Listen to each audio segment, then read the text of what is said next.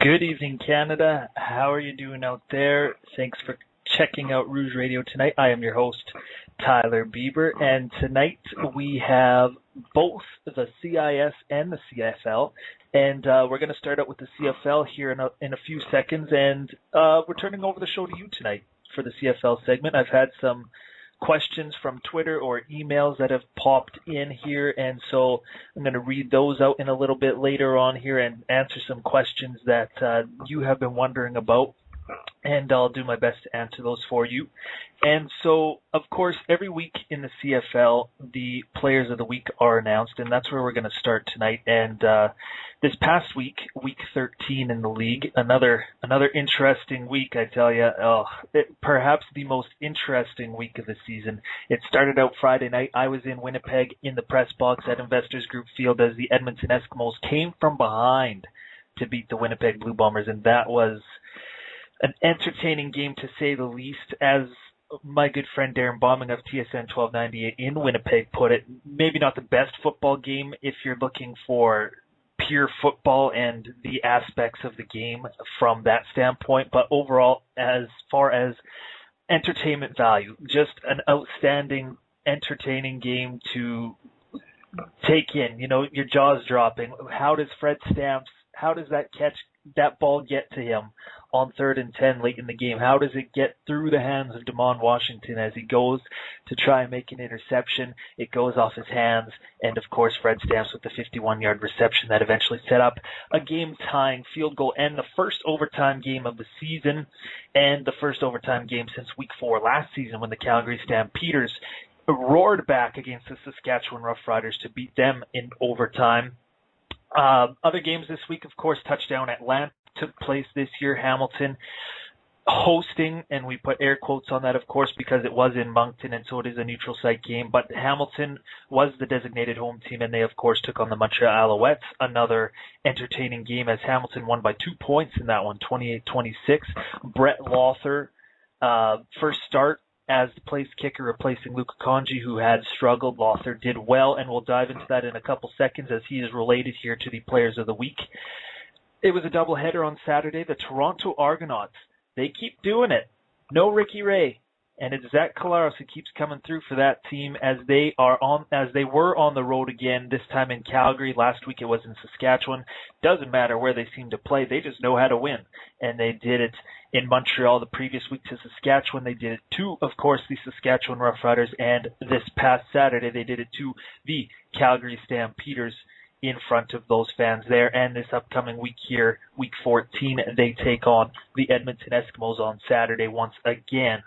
And then, of course, on Sunday, Geroy Simon taking on the British Columbia Lions for the first time as a member of the Saskatchewan Roughriders. And again, another entertaining battle. It was back and forth. It was a little bit low scoring, but in the end, it was Paul McCallum, the former Saskatchewan Roughrider kicker who once missed an 18-yard field goal for the Riders in the 2004 West Final. And, of course, we know the story of Paul McCallum and how he came up to BC and his time in Saskatchewan ended after the 2005 season. But he kicked the game-winning field goal in that game, and the BC Lions are now second place due to a tiebreaker, and that tiebreaker would, of course, be their victory over the Saskatchewan Roughriders. And the Calgary Stampeders, of course, remain number 1. But it'll be interesting to see how things shake out coming forward, because if you look at the schedule, we have 6 weeks left, 5 of those weeks, excluding this upcoming week, but the 5 weeks following that, there is one game between either the Calgary Stampeders, the BC Lions, or the Saskatchewan Roughriders. So 2 of those 3 teams play in 5 of the final 6 weeks. And I tell you what, in a race that is as big as it has been throughout this season, it's going to get even bigger as we head towards November here and October beginning next week here. And it's going to be incredible to watch. You know, the East is a little bit scattered, of course, given the circumstances in Winnipeg and Montreal with Anthony Calvillo injured. Even though the Hamilton Tiger Cats, they're trying to creep back in with Toronto here. They're 2 games back still, but that division not nearly as jam-packed as the West Division, with Calgary leading the way at 9 wins and the BC Lions and Saskatchewan Roughriders right on their heels at 8 and 4 apiece. And so getting back to the players of the week here, the offensive player of the week was Zach Collaros, and he continues to impress with the absence of Ricky Ray here. Zach Collaros was 25 of 36 passing for 330 yards and 4 touchdowns. No interceptions. He did fumble the ball twice. Calgary did recover both of those fumbles, but he was able to contain himself and once again prove that even though he may not have the best start, he will come back at you and he will pull out the win, as he did in Saskatchewan and as he did this past weekend in Calgary, as the Argos scored 18 points in the second half to beat the Calgary Stampeders. On defense, it was Chip Cox, who is having a fantastic season for the Montreal Alouettes, and he was the defensive player of the week. He had 8 tackles, 2 sacks, and 1 interception in the 28-26 loss to the Hamilton Tiger Cats. And sticking with that game, of course, I just mentioned him, Brett Lawther, who got his first career start at place kicker for the Hamilton Tiger Cats, replacing Luka Kanji. He was 4 of 4 kicking his field goals, and he also had 5 kickoffs in the game for 303 yards, which of course, when you do the math, is a 60.6 yard average, which is pretty good when you want to kick the ball off there and you want to pin the opponent deep. And Brett Lawther provided that for the Hamilton Tiger Cats. And then, of course, the Canadian of the week, Andre Dury, 9 receptions for 64 yards, 1 touchdown. He also had 2 carries for 17 yards in the game, as again, the Argonauts defeated the Calgary Stampeders 33-27. Power rankings, they came out yesterday. I myself am not a huge fan of the power ranking system, and that's for various reasons, be it, it creates conversation whatever way you look at it, but I'm not a huge believer in ranking teams 1 to 8 or 1 to 32 if it's the NFL or what you may have in terms of a ranking system. But they are there, and this past week from the CFL, you had the Toronto Argonauts moving into number 1. Calgary was number 2. BC was number 3 after their win over the Saskatchewan Roughriders, who themselves were in number 4. Hamilton was number 5. Edmonton was number 6. Montreal was number 7. And, of course, the Winnipeg Blue Bombers are bringing up the rear in the Canadian Football League, and so, too, in the power rankings in number 8. But it's a perfect segue for a question I had here from a fella named Jeff, and he is in Victoria, BC, and he was wondering himself about the power rankings and how, we get the teams, we get the CFL on TSN, they produce a top 50 at the beginning of the year for players and a ranking system there, but he's wondering more so about Ottawa and their quarterback situation or potential quarterback situation for next season, and he wanted me to get my take on the quarterback rankings if I were to rank potential quarterbacks for Ottawa in 2014. And so I was thinking about it, and I'm going to exclude a couple guys just based on certain factors, and that would, of course, be Kevin Glenn, Henry Burris, veteran guys who, may not be around there, or if Ottawa does take them, I don't see them taking those guys, but of course you never know.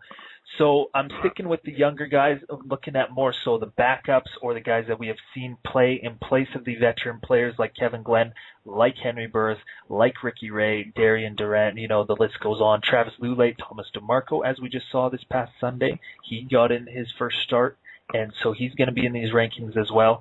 But of course, rounding out number 1, I've talked about him time and time again, and I still like him as the best player for the Ottawa Red Blacks franchise, and that of course is Dan Lefevre, the backup to Henry Burris with the Hamilton Tiger Cats. And I know it may be a little bit strange just because Lefevre hasn't actually had that start yet, unlike a Zach Collaros, a Bo Levi Mitchell, a Thomas DeMarco, a Drew Willie, those guys who have had that game experience. Dan Lefevre has had game experience, but he hasn't started a full game, and he likely won't. In fact, he will not unless Henry Burris is injured.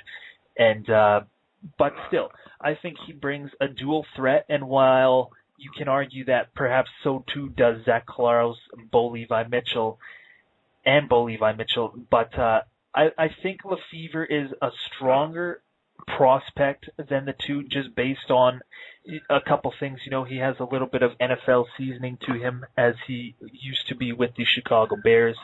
And I think that overall, once he gets that chance to prove himself, that he's going to stand out among everybody else. Number 2 is going to be Zach Collaros. And I've had ups and downs with Zach. He's done well, you know, he's won games, but I think at times he has forced decisions that a young quarterback is going to do, of course, but things that could, you know, lead to a few losses down the road if it's a string of things and he's on a new Ottawa team and they don't have the best personnel around him as he does in Toronto. You know, they have a strong defense there. They have some pretty talented receivers, a running back there. But I like Zach Collaros in number 2 ahead of Bo Levi Mitchell. Bo Levi Mitchell has probably the strongest group around him, and I don't think you could really deny that with the Calgary Stampeders, as they're obviously the best team in the league. And so Bo Levi Mitchell was number 3 for me. I think he's shown some good stuff. He's shown some poise, but recently he's had a little bit of a down swing in terms of play, and he hasn't exactly found that stride that he had in the beginning, and perhaps that's just simply because teams have a tape on him now, right? And so they can go back and they can look at some points and see where they can attack Bo Levi Mitchell. And number 4, I threw in Thomas DeMarco, who got his first start this past Sunday against the Saskatchewan Roughriders. I liked what I saw from Thomas DeMarco.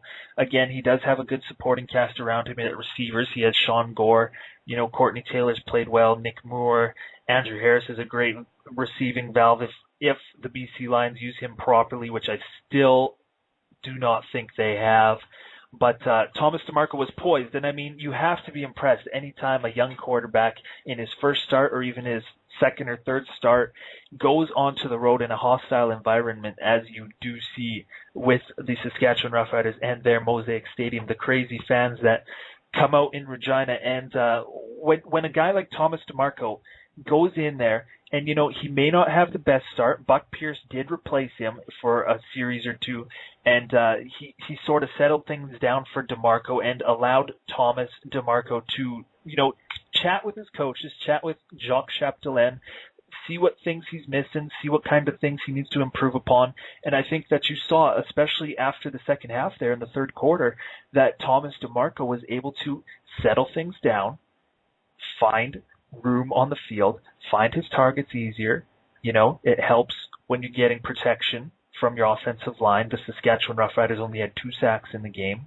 Or sorry, they had 4 sacks in the game, excuse me. But even though I still think that they did a reasonable job in keeping things open for Thomas DeMarco, keeping him upright, and, you know, he threw 18 completions for 33 attempts, 208 yards, and 2 touchdowns. So he was able to see things well. And like I said, when you go on the road, it's your first career start, and you put in that kind of performance, that's going to get you some good marks. And that's the kind of performance that you're going to need in a place like Ottawa. You can't turn the ball over because that's going to lead to all kinds of troubles. And Thomas DeMarco did not turn the ball over. And he played a very sound game for his first career start. And it'll be interesting to see how he does here coming up in what can be. We'll say what can be, because of their record, it hasn't exactly been that way, but what can be a very hostile environment in Winnipeg at Investors Group Field. And I will admit to this, when Buck Pierce got in the game, I was kind of hoping that he would be able to stay in the game, finish the game against the Saskatchewan Roughriders, perhaps get a win, or at least play well enough to get the start this Friday against the Winnipeg Blue Bombers, because, I mean, who wouldn't love to see that story? Buck Pierce, he was just traded, and Travis Lulay goes down, and it would have been a great story to see Buck Pierce start the game against the Winnipeg Blue Bombers. And even then you further it a little bit, and who's the third-string quarterback there? Joey Elliott, who the Winnipeg Blue Bombers also parted ways with. And so it will be DeMarco, to his credit, and it's still a good story for him nonetheless. He's making that path. He's trying to make his mark as another former BC Lions backup did, that being, of course, Mike Riley. And so just rounding out the quarterback rankings here, in fifth, I had Drew Willy of the Saskatchewan Roughriders. It's a little bit interesting with Drew just because, he's showing some good things, but I don't think he's a guy that you're going to turn your franchise keys to. And I just don't think he's poised enough to be a starting quarterback long term. I think he has a little bit more grooming to do if he's going to take that route, and Kahari Jones and Darian Durant may have some impact on that, but I just don't see a franchise starting out fresh with a guy like Drew Willy. No offense to him, I do think he does have some very good talents to his play, but he's just not a guy that I personally would start a franchise with. But we're going to stick with that BC-Saskatchewan game here, and Drew Willy's, the guy ahead of Drew Willy on the depth chart, Darian Durant, he has thrown a ton of passes the past 2 weeks. I believe it was 50 against the Toronto Argonauts, and then this past Sunday against the BC Lions, it was 52. Easily two of the highest attempted passes amounts of his career, the highest being 62 passes against the Montreal Alouettes a couple of years ago. But Corey Sheets has been out. He got hurt in that game against the Toronto Argonauts, and it has shown. Chris Garrett got the start against BC. He had 9 carries, but only 30 yards. And while he did have 7 receptions, I still don't think they're getting enough quality traction on the ground, stuff that Corey Sheets brought to the team. Corey Sheets, you look at him on film and he just doesn't go down. He breaks tackle after tackle. He's so strong on his feet. And Chris Garrett just can't really bring that to the table. They tried Neil Hughes last week just because he was the only guy, he was the next guy up on the roster. They didn't dress Chris Garrett, they didn't dress Jock Sanders, and so it had to be Neil Hughes. And again, he had a good game receiving the football, but when it came down to rushing the ball, they just couldn't get it going. And I think you've seen the struggles of Darian Durant without having that number one running back and the quality ground game as he did have with Corey Sheets when he wasn't turning the ball over. And he turned the ball over. He fumbled twice in that game against the BC Lions. Didn't throw any interceptions, but he certainly did against the Toronto Argonauts. And I don't think I don't think you even look towards starting Drew Willy. I think it's a little bit silly for anybody to think that's even possibly the case. I mean, once Corey Sheets comes back, they're going to have that established ground game again. Darian Durant's not going to have to throw the ball as much as he has to. And, of course, when a quarterback has to throw the ball 52 times, 50 times, whatever it may be, if it's over 40 passes, chances are you're going to lose more times than you win. And that's just the way it is in football, You can't do one thing too much, otherwise the team's just going to, they're going to know what's coming. And you can't just make a switch to that, and the defense isn't gonna just all of a sudden say, what pass was that? Why didn't we see that coming? But you're passing all the time, right? So a defense isn't just going to be suddenly surprised by a pass. So once Corey Sheets comes back, they'll be fine. I still am not sure if they're going to be the team representing the West. I'm a big fan of the Calgary Stampeders and a big fan of what John Hufnagel is doing there. And so I still think it's going to be Calgary. And BC showed that they can beat the Saskatchewan Roughriders. So the Riders are going to have to find their stride here, bounce back from 3 straight losses, and start getting going again, or else they're going to be in trouble. And they may not be hosting a home playoff game in a year where they're hosting the Grey Cup. And it could be a little bit of shaky ground there in Regina with the fans, but I think they'll be fine. And like I mentioned, it's going to be a competitive West Division. 5 of the final 6 weeks, tough football. But what better way to prepare yourselves for the playoffs than playing teams that you're going to have to play? Because let's face it, the Edmonton Eskimos aren't going to make the playoffs in the West. They could still make the playoffs. They could still pass the Montreal Alouettes, but that'll be on the east side of things and not the West Division. It's going to be the BC Lions. It's going to be the Saskatchewan Roughriders as well as the Calgary Stampeders. What spot are they going to be? Who knows? And so for the opposition in that game of the Saskatchewan Roughriders, the BC Lions, they had the lead and they still didn't run Andrew Harris. He had he picked up his 5th carry in the 4th quarter, and they were winning. So, I don't know what they're trying to do there, but eventually they're going to have to start using him. Otherwise, they're going to lose. I think it's fairly simple. He had 7 carries for 27 yards, 3 receptions for 11 yards. For whatever reason, they're just not using him properly. And even Tim Brown had more carries than Andrew Harris in the game at one point. And Tim Brown's the kick returner. And while he can bring a game-breaking aspect to your offense, there's no reason Andrew Harris should ever have less than 10 carries in a game. It doesn't matter what the situation is, whether you're up 20 points or whether you're down 20 points. I don't think that you should shy away from using Andrew Harris because he is such a threat. And other than John Cornish, he's the best Canadian running back in the entire league. And again, it just baffles my mind as to why they're not using him properly. And so, of course, Paul McCallum in the game hit from 42 yards out at the buzzer to win the game. And what a final drive that was, going back to Thomas DeMarco here. He completes a 16-yard pass to Sean Gore. His next 2 passes are knocked down by Tyrone Brackenridge and John Chick, but then he comes back and he finds Courtney Taylor on 3rd and 10, and Courtney Taylor makes a fantastic catch on the sideline, and that, of course, set up Paul McCallum for the game-winning field goal. But the BC Lions, I think this could be a game where they find their stride, and they find their groove, and they start to get going. They've struggled. They were in 3rd place for the longest time, but now they're in 2nd place due to that tiebreaker I mentioned. And I think they're going to be able to get going here and start to find some ground. And they're going into Winnipeg. It's still going to be a tough game regardless of the opponent. We saw Winnipeg beat the Saskatchewan Roughriders, so it's never a guaranteed win. But it's a perfect opportunity for the BC Lions to once again get another win under their belt and go 2-0 with Thomas DeMarco in the lineup before Travis Lulay comes back. And how big of an added component to your team and to your standing in the West Division is it if your backup can go 2-0 while your starter sits out a couple weeks due to injury?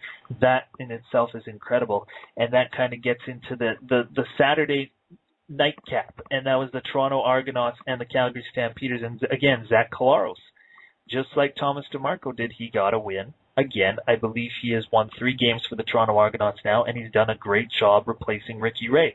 Like I said, he does make some questionable decisions, whether it's running to your right and throwing back across your body or whatnot. He sometimes forces his passes, and that's just, that's the base of being a young quarterback. But when you have a guy there like Ricky Ray who can provide you with some veteran leadership, and then your quarterback's coaches, you got Jason Moss there. Your head coach is Scott Milanovic. He spent time in the league as a quarterback.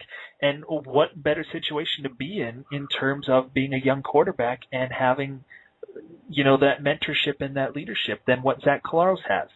And as I mentioned, he threw 4 touchdown passes in the game.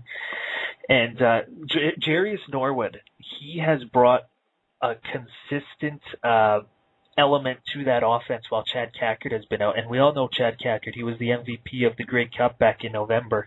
But Jarius Norwood has done a tremendous job filling in for Chad Cackard. And he had 135 combined yards from scrimmage in that game, 67 receiving, and 68 rushing. And he's an NFL guy. He has some seasoning to him there. He's a little bit older, but he has done a tremendous job for that team in terms of bringing a stable ground game. And it's been a key in allowing Zach Collaros to do his thing as a quarterback. Because as I just mentioned with the Saskatchewan Roughriders, if you don't have that rushing aspect, and it's even more imperative for a young quarterback to have that rushing element, if you don't have that, you're just not going to have enough success to win too many games. And so Jarius Norwood has done a great job for that team. And Calgary, they stumbled at home a little bit. I believe it was their first loss since the last time they played Toronto last season in Calgary that they lost a game at home. Kind of crazy there, isn't it? But Kevin Glenn, he struggled a little bit. He threw a couple of bad interceptions, but I think overall Calgary, it's just a hiccup in the road. John Cornish had 16 carries for 81 yards. He's gonna keep being your guy. I think that John Cornish, he's an interesting guy. He came out earlier in the weekend and said how Chris Jones, he's trying to get into his head a little bit. Of course, Chris Jones was the defensive coordinator when when Chris Jones was with the Calgary Stampeders. He was the defensive coordinator, and so he and John Cornish were on the same team for four seasons. But Cornish, there was a little bit of a verbal back and forth there between the Argonauts and John Cornish himself. But Calgary is, despite the loss, they're going to be there. Like I said, I think they're going to have the best chance to win the West Division. They have the Hamilton Tiger Cats coming up here. It'll be interesting to see how that second game goes. Of course, they just played last week, and Calgary pulled out a victory against Hamilton. But Henry Burris, he's not going to want to lose to Calgary again. And so we'll see how Calgary's prepared for their road game and their trip to Guelph against the Hamilton Tiger Cats this upcoming Saturday. And speaking of the Hamilton Tiger Cats, they barely pulled it out against the Montreal Alouettes. They had to score 15 points in the fourth quarter, but they did it. Henry Burris, he did not have a touchdown pass in the game, but they were able to come from behind and beat the Montreal Alouettes on what was a fairly strong performance from Josh Nicewander, who got the start in place of Tanner Marsh, who was injured in the week prior and is now out for the season. So it's going to be Josh Nicewander and the backup Troy Smith taking care of things while Anthony Calvillo is injured. And Nicewander was 26 of 36 passing for 294 yards and 2 touchdowns. And how about Deron Carter? 9 receptions for 112 yards and 1 touchdown, as he did that in front of his dad, Hall of Fame NFL receiver Chris Carter, in attendance there in Moncton for Touchdown Atlantic, and his son Deron going off for the Montreal Alouettes. And I think it's pretty much a slam dunk that when Deron wants to pursue his NFL opportunity, he's going to get it, not only because of a performance like that, but also because of his bloodline, and that is, of course, being the son of the Hall of Fame receiver Chris Carter. But the Alouettes, they struggled to run the ball in the game. They had 9 carries for 31 yards from Jerome Messam. And in fact, Hamilton's backup quarterback, Dan Lefevre, had 9 carries for 62 yards in the game. And so the backup quarterback in Hamilton was able to have 2 times the success that the Montreal Alouettes had in rushing the football.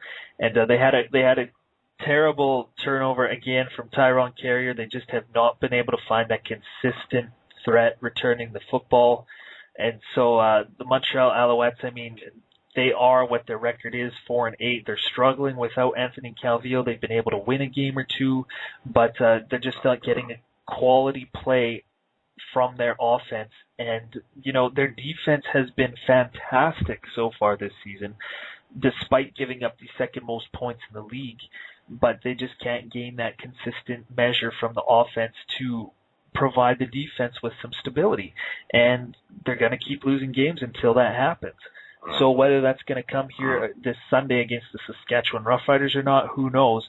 But they almost clipped them in Regina a few weeks ago, so we'll see. And that actually was the game that Anthony Calvillo got hurt. So we'll see how a few weeks down the road treats the Montreal Alouettes in preparing for the Riders on Sunday. And, of course, the first game this past week was, as I mentioned, the Edmonton Eskimos and the Winnipeg Blue Bombers. And a crazy game.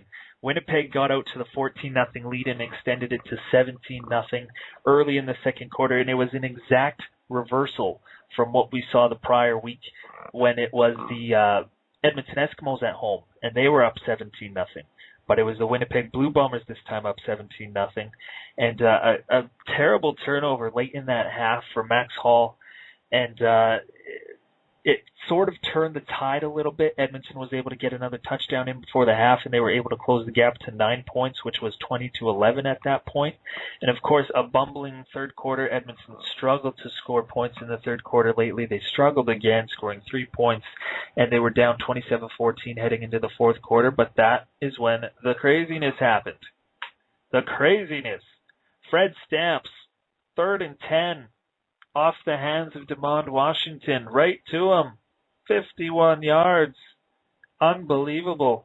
And Shamawd Chambers, the next play, Alex Suber, who had a fantastic game for that defense, he got hurt on that long play to Fred Stamps, and so they replaced him with Bo Smith. And of course, what do you do when a defensive back goes out, and especially in a critical time? You go out as a replacement. They did. They went for Shamawd Chambers, who was on Bo Smith, and Shamawd Chambers pulled down a terrific 30-yard reception.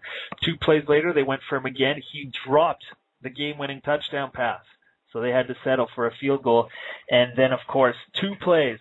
Hugh Charles, 25 yards, touchdown for the Edmonton Eskimos. You have to go for 2 in overtime in the CFL now. They got it. It was 35-27, and the Winnipeg Blue Bombers were unable to move the football on that next series as Justin Goltz was sacked for a loss of 19 yards by Marcus Howard on a second down of that overtime series, and then a third down pass was incomplete, and the Edmonton Eskimos pulled out a crazy game. And this Friday against the BC Lions, the Blue Bombers are starting 3 imports on the offensive line. That is very out of the ordinary for the CFL. It's going to be Dan Knapp and Jarvis Jones. They started at tackle. Knapp was at right tackle. Jones was at left tackle for the game against the Edmonton Eskimos. And Glenn January will be back from injury, and he's going to make a start there in place of Tyson Pencer as well. And so it'll be interesting to see if the status, you always want to start the Canadians on the offensive line, and most teams prefer that just because it allows you to place your Americans more suited to the defensive side of the football and whatnot. And so it'll be interesting to see how the Winnipeg Blue Bombers do with 3 imports along the offensive line there.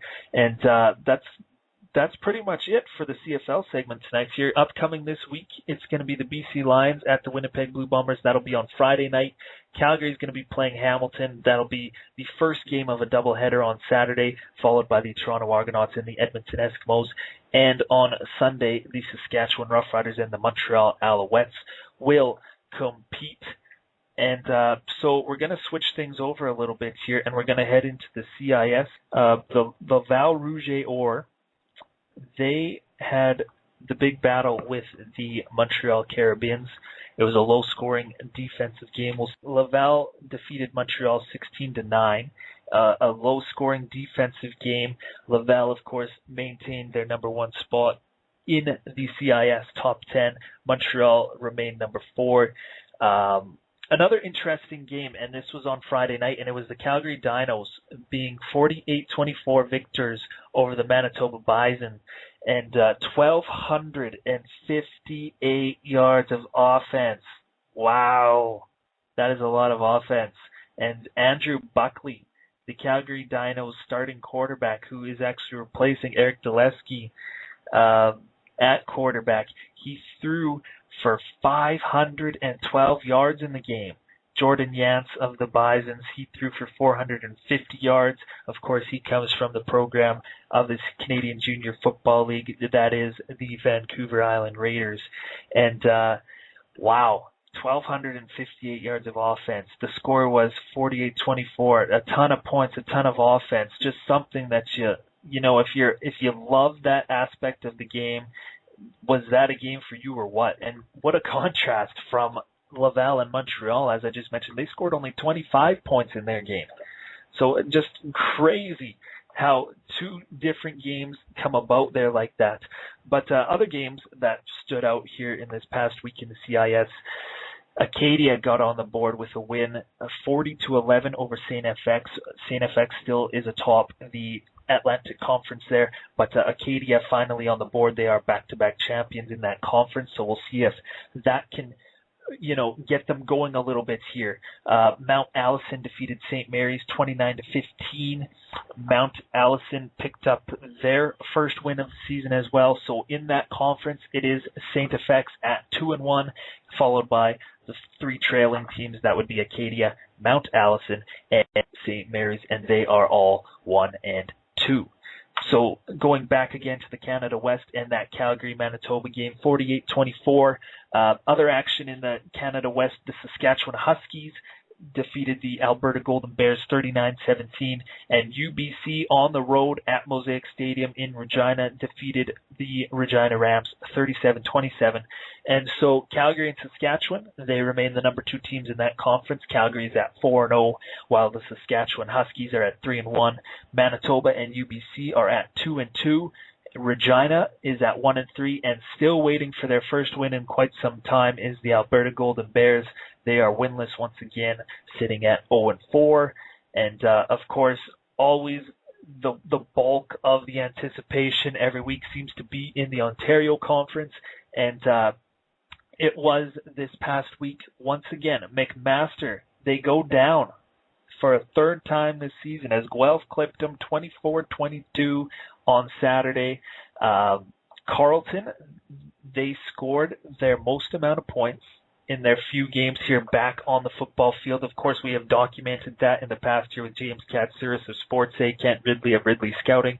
We've had their takes on the Carleton Ravens and their potential to put some performances together and be more competitive, and you saw that in that game against York. Now York, of course, isn't that strong of an opponent as opposed to other teams that they're going to play, but Carleton's still able to finally produce a little bit of an edge there in a game, losing by 16 points, 50-34. Western once again was victorious. They defeated Laurier 45-24. Despite some hiccups in that first half, they ran away from Laurier in the end to keep their winning things intact. Now they are 5-0, leading the OUA conference. Of course, Guelph and Queens are also unbeaten, but they don't have that 5th game on the radar yet. That'll come, of course, over the next couple of weeks here. But other OUA games, speaking of Queens, they defeated Ottawa 36-21. Windsor defeated Toronto 26-11. And then, of course, moving on to the Quebec Conference, it was Sherbrooke over McGill, 45-26. As I mentioned, Laval beat Montreal 16-9 as well. So the CIS top 10, I mentioned Laval is still number 1. Western is still number 2.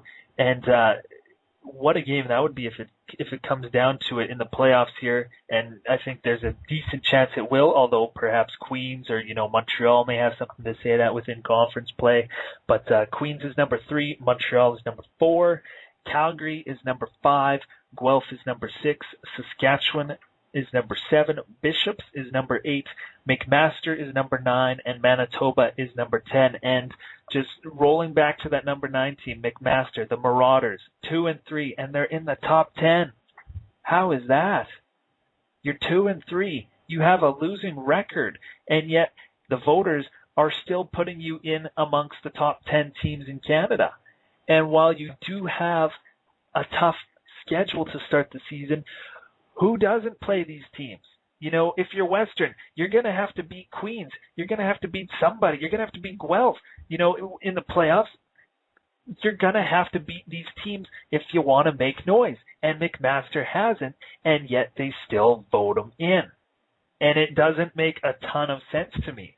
Now, is it because of reputation, or is it because there's only so many teams in the CIS and simply nobody else comes to mind when you're voting in the top 10?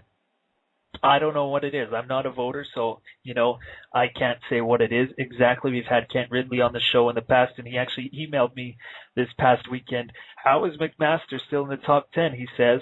And, I don't know. I don't know either, Kent. If you're listening, I don't know either.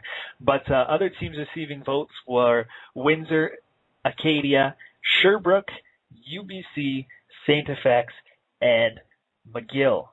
And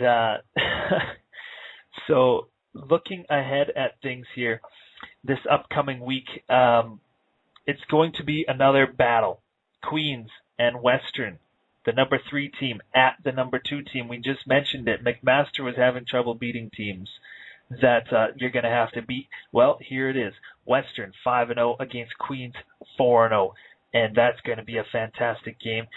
There's another ranked versus ranked match up here in terms of the top 10, and that is the Laval Rouge, or they are on the road to take on the number 8 Bishops Gators.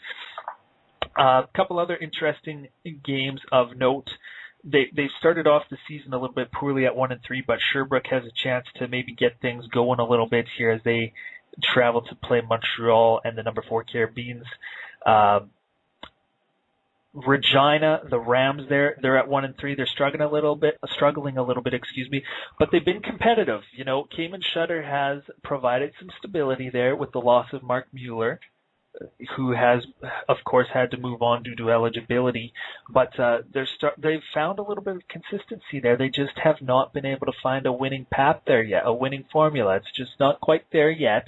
But they're on the road to play the Manitoba Bisons, who are 2-2, and perhaps, you know, maybe a little bit of an opportunity to stick their foot in the door and get back in the thick of things there in the Canada West as they try and chase down the Manitoba Bisons and the UBC Thunderbirds in the standings. But other games this upcoming week here, sticking in you go back to the Atlantic Conference, and St. FX will try and maintain their number 1 status in that conference as they are on the road to take on St. Mary's. The other game in that conference, of course, Mount Allison will be at Acadia to take on the Axemen in a battle of 1 and 2 teams. OUA play, you got the Carleton Ravens. They got a chance here.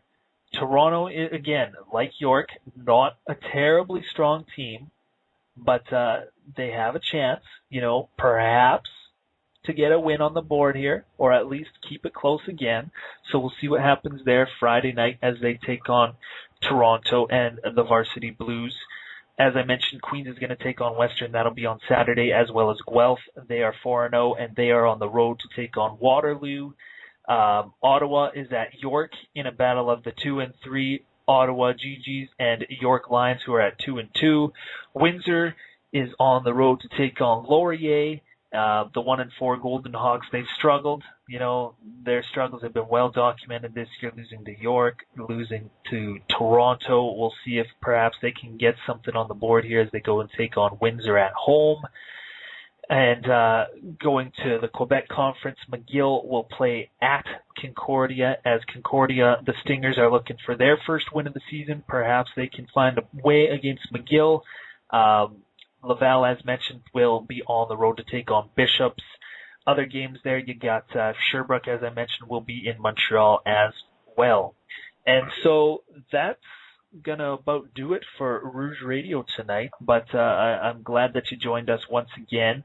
Next week, I believe, it's not confirmed yet, but I believe we're working on getting another CFL player, and so I'm not going to say who it is just yet, just because we don't have that confirmed, but just look forward to that, perhaps, that we're going to have another CFL player on the show, and we definitely look forward to that. And, of course, we'll have somebody on to talk about the CIS and the week that was in the CIS, and especially that battle that's going to be on Saturday. And, of course, I'm talking about Queens and Western. They're going to hammer it out, and we're going to see who comes out on top in that one, as it's a battle of unbeatens, and it's going to be a fantastic game. So be sure, if you can, to check that one out. It's going to be on Sportsnet 360 on Saturday afternoon at 1 o'clock p.m. Eastern Time.